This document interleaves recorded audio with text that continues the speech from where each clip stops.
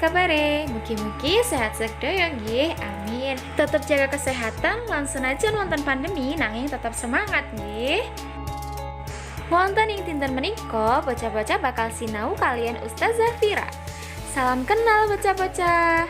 Saderengipun sinau, monggo sareng-sareng kita membaca basmalah riyin nggih. Bismillahirrohmanirrohim. Babagan dinten niki awake dewek bakal sinau teks cerita rakyat. Hari ini kita akan belajar tentang teks cerita rakyat, macam-macam cerita rakyat, ciri-ciri cerita rakyat, dan unsur intrinsik cerita rakyat. Yang pertama adalah cerita rakyat. Cerita rakyat yaiku asale saka masyarakat. Jadi, cerita ini berasal dari masyarakat lan berkembang ing masyarakat masa lampau sing dadi ciri khas saben daerah. Nah, di sini bisa dipahami bahwa cerita rakyat itu berasal dari masyarakat dan berkembang di masa lampau, masa dahulu, dan setiap daerah itu memiliki cerita rakyat. Selanjutnya adalah macam-macam cerita rakyat.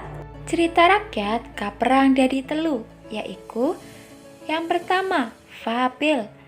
Dongeng kan nyeritakake kewan-kewan. Tuladhane yaiku Kancil Nyolong Timun. Nomor kalih, legenda.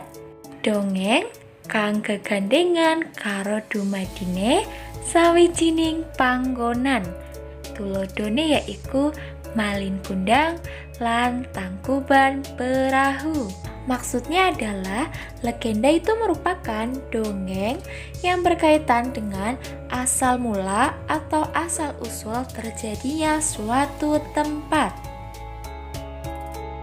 Nah, dongeng yang terakhir adalah mite atau mitos, yaitu dongeng ngenani alam ing lelembut atau alam gaib.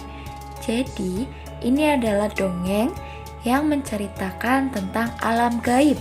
Contohnya adalah Nyi Roro Kidul.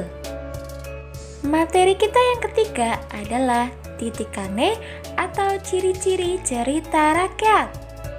Nomor setunggal, yaitu ora diwaruhi sapa sing ngarang atau tidak diketahui siapa yang mengarangnya.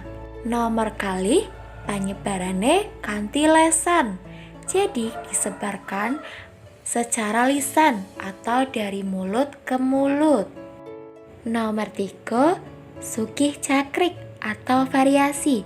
Jadi cerita rakyat itu banyak variasinya dan banyak macamnya seperti yang sudah kita pelajari tadi. Nomor sekawan yaitu sifatnya tradisional. Materi terakhir pada hari ini yaitu unsur intrinsik cerita rakyat. Yang pertama ada tema, latar atau setting, tokoh atau paraga, alur, sudut pandang, dan amanat. Mari kita bahas satu persatu. Yang pertama ada tema. Tema itu merupakan pokok pikiran latar cerita atau ide pokok atau dasar dari suatu cerita atau teks. Nomor kali, latar atau setting.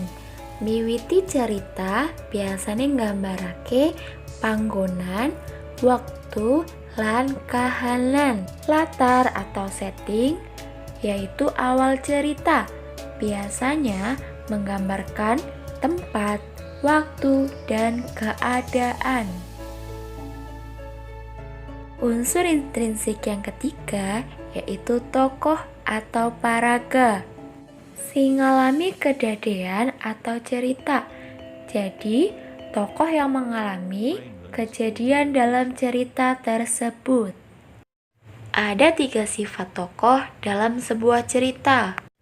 Yang pertama adalah protagonis atau tokoh yang bersifat baik. Yang kedua, ada antagonis atau tokoh yang memiliki sifat jahat. Dan yang terakhir ada tritagonis atau biasanya tokoh sebagai penengah. Nomor sekawan yaiku alur. Sawijining tuntutan kadadean kang dadekake cerita atau runtutan kejadian yang menjadikan sebuah cerita.